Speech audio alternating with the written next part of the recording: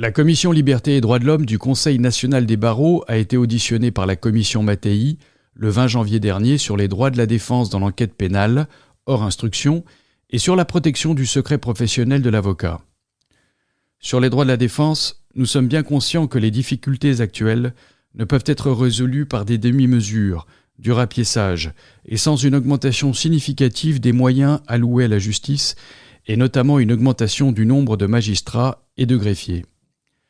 Ceci étant dit, la réforme souhaitée de l'élargissement des droits de la défense pendant l'enquête préliminaire doit avoir pour effet de donner au suspect les mêmes droits de la défense que ceux dont bénéficie le mis en examen ou le témoin assisté dans le cadre de l'instruction.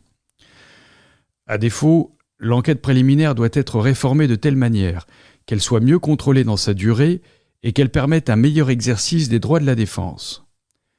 Nous avons demandé à ce que l'enquête préliminaire soit limitée à la durée d'1 an et qu'à l'issue de ce délai, faute de classement sans suite ou d'une décision d'orientation prise par le procureur, une information judiciaire soit ouverte. Avant la garde à vue ou l'audition libre, le suspect et son avocat doivent avoir accès au dossier de l'enquête. Un accès au dossier doit être aussi mis en place pour le plaignant éventuel et son avocat.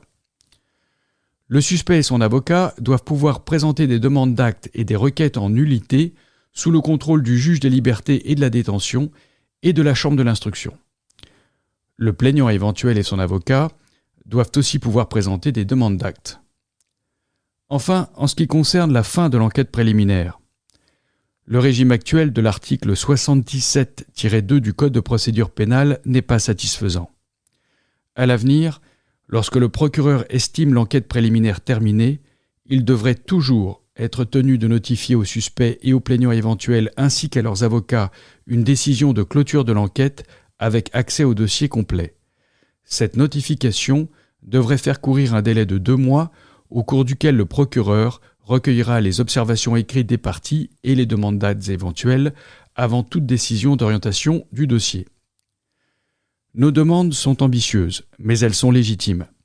Nous attendons maintenant les propositions de la Commission Mattei sur ce sujet.